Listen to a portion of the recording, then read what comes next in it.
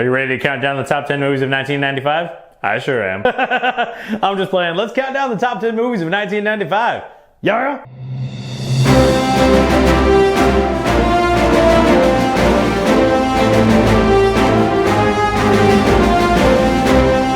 What's going on, everybody? Welcome back to Cinema Sermons. My name is Kevin, and today we are continuing our 1990s review series with the year 1995. If you are unaware, we are in the middle of a series where we're counting down the top 10 movies of each year of the 1990s.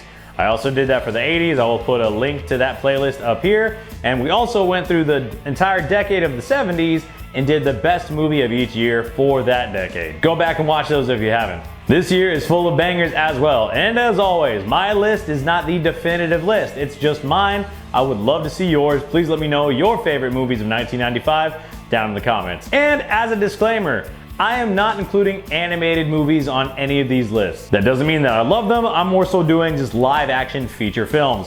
I will do a list of my favorite animated movies here pretty soon, but there's movies like The Lion King that came out this year that's not gonna make it. I love that movie. It's a staple of my childhood, but that's not gonna be on this list. Before we get in, please hit that like, share, and subscribe button. Hit the notification bell. It helps me out tremendously. Well, let's count down the top 10 movies of 1995. Coming in at number 10 is gonna be Billy Madison. This is an Adam Sandler classic.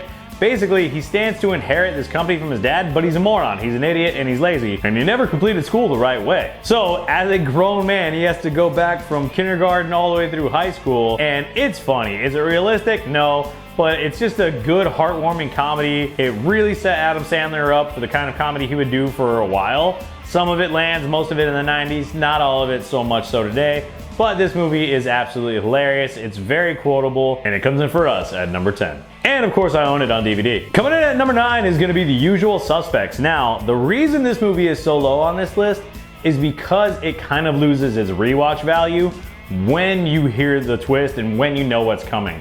It's an amazing movie, especially for a first-time watch, but that's the reason it is this low on my list in particular. But basically, the movie is about these 5 guys who are brought into a lineup who are basically saying that the crime and the heist was orchestrated by this criminal that goes by the name of 𝐬𝐭. No one's ever seen him. They think he doesn't exist. And they say not only does he exist, he orchestrated all of this and he's the mastermind behind 𝐬𝐭. And that's where the infamous line comes from: the greatest trick the devil ever pulled was convincing the world he didn't exist. It's a great movie. I don't want to get into any spoilers if you haven't seen it, so that's all I'm going to say about it. But it is one of the best movies of the year 1995, so I'm not saying it's not a great movie.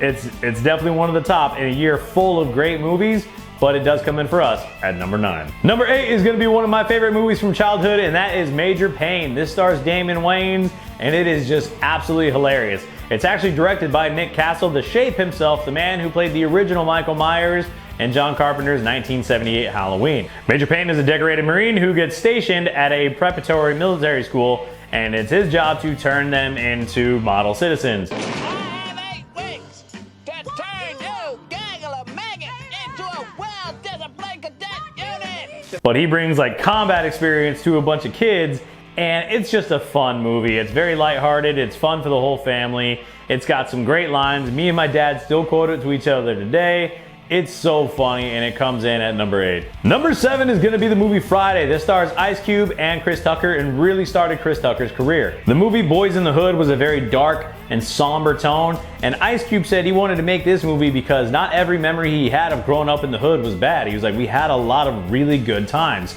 That's essentially what this movie is about. It's absolutely hilarious. It has a star-studded cast. This one's directed by F. Gary Gray. Ice Cube plays Craig and Chris Tucker plays Smokey, and basically the plot centers around them just hanging out on the porch all day because Ice Cube got fired, and just the antics that come with growing up in South Central LA in the 90s. It's a hilarious movie with amazing one-liners. Me and my dad quote this movie to each other all the time too.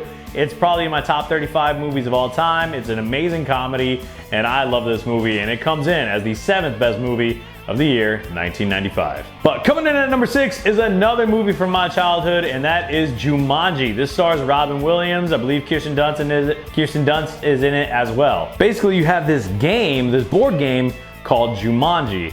And when you start playing the game, it takes what's happening in the game and puts it into real life. And Alan Parrish plays it as a kid, and he gets sucked into the board game. And then when some kids find it later and they start playing it, he comes back out as a grown man who's been living in this jungle the whole time, and all these animals and crazy things and scenarios that happen while you're playing the game start to happen in the world around you, and the only way to stop it is to finish the game, and the game is called Jumanji. It is another staple of my childhood. It is a staple of the 90s. Every 90s kid knows this movie. Every parent of a 90s kid, so every Gen Xer knows this movie. It's so much fun. It's great family fun. It's just an enjoyable adventure film that everyone gets something out of, that's not too scary and gonna frighten your children, but it is adventure with stakes that even adults can enjoy. And it comes in for us at number 6. Coming in at number 5, Mortal Kombat!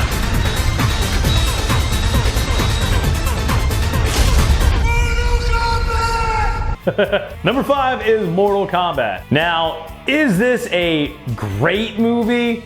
Probably not. It is so sentimental to me. This is one of my favorite movies. I've been watching it my entire life, and it is based off of the very popular video game Mortal Kombat. Basically, there are different realms, and Outworld wants to overtake Earthrealm, so Earthrealm's best champions, best martial artists have to fight in a tournament called Mortal Kombat to defend it from the evil Outworld. This is our first time seeing it live action on screen. You get all the awesome characters: Liu Kang, Johnny Cage, Sonya Blade, Scorpion, Sub-Zero, Raiden, Kano. They do fatalities from the game.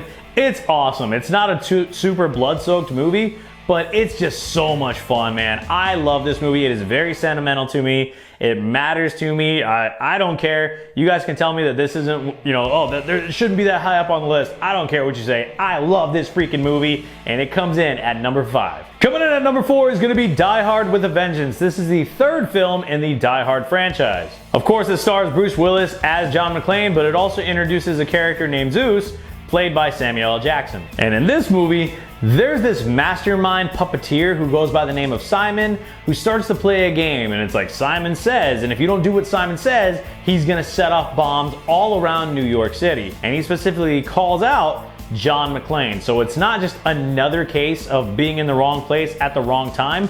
The villain goes for John in this movie, which makes it more believable. It's directed by John McTiernan, the original director of the first film. And while the first movie was very isolated, and even Die Hard 2 was kind of just isolated to the airport, this movie takes all of New York City. It's very spread out. It all happens in one day, and it's just got amazing dialogue, amazing characters, amazing action. I love this movie. And there's some scenes that probably wouldn't fly today and some things that are said, but overall, the way that it's handled, I think is pretty good. And it ends with the movie with these two characters at the end of the movie loving one another and caring about each other to where it really doesn't matter. It's like, you're my brother, I love you. And I thought that was great, man. So I think it's a fantastic movie, and it comes in as the 4th best film of 1994. But coming in for us at number 3 is gonna be the movie Seven, starring Brad Pitt and Morgan Freeman.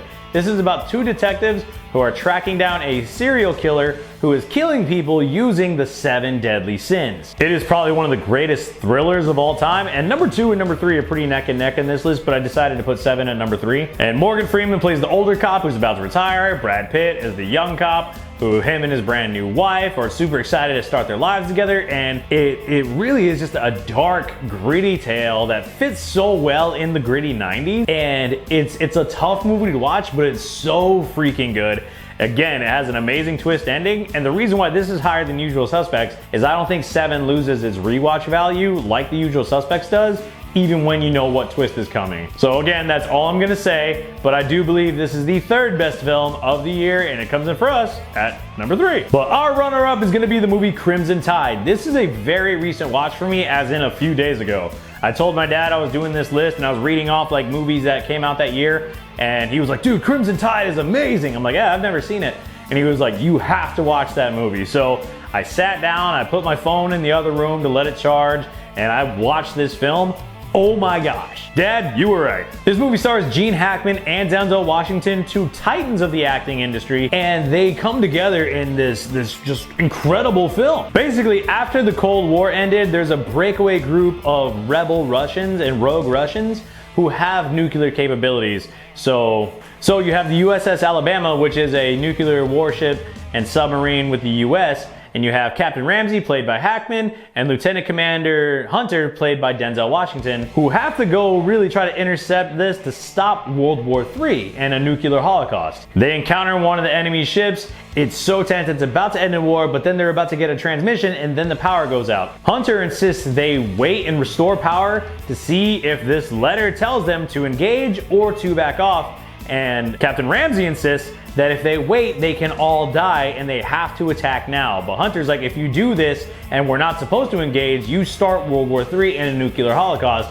And it's just this tense game of what's gonna happen? Are they all about to blow up and die? Or do they need to stop the Russians? Or was this telling them that they surrendered? Did they not? What's gonna happen? And then there's mutinies on the ships and loyalties are tested. And with two acting giants like Gene Hackman and Denzel Washington, this is possibly one of their best movies ever in their respective roles and what they do. Even at such a young age, you can see Denzel just command the screen and capture it. He's so charismatic and so charming and just in everything he does in his line delivery. And Gene Hackman brings in just this intensity as Captain Ramsey to where you believe what the character is saying. It's got a fantastic score. It's got an amazing cast. Viggo Mortensen is in it. And dude, this was just an amazing movie. I can't wait to buy it on Blu-ray. I need it in my collection. I'm shocked at how amazing this movie actually was.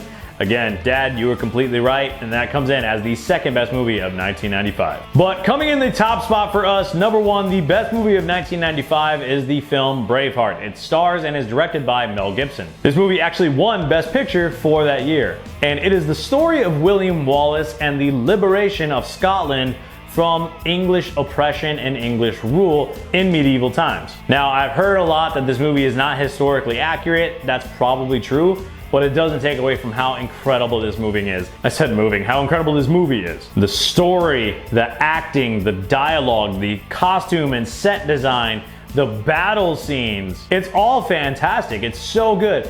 And we cannot talk about this movie without talking about the amazing swelling score with the bagpipes. It's such a triumphant score. It makes you feel something when you're watching this movie, right? And what's so cool about this movie, and especially the character of William Wallace, is it's even said in the movie by Robert the Bruce, he's like, I want to believe as he does. And it makes you want to believe in something too. Like for me, I bring it back to my faith. I want to believe in a cause like that. And like he wanted the liberation of his people, which is amazing. I want to see people liberated from the law of sin and death that comes through Jesus Christ. He came to set the captive free, and I believe in hell, I believe in eternity, and I believe that people need to be set free. And this movie brings out those emotions. It really, really does. And you want a cause to believe in like William Wallace does. And he knows that this cause might cost him everything. It cost him his home, it cost him security, it might cost him his life, but he does not care because he's so steadfast in his mission. That they may take our lives, but they'll never take our freedom! And the movie is just so well made. It's very long, it's about 3 hours. You don't care. The movie starts and all you want to do is keep going. It is without a doubt the best movie of 1995 in my top 10 favorite films of all time. And yeah, it comes in at our number one.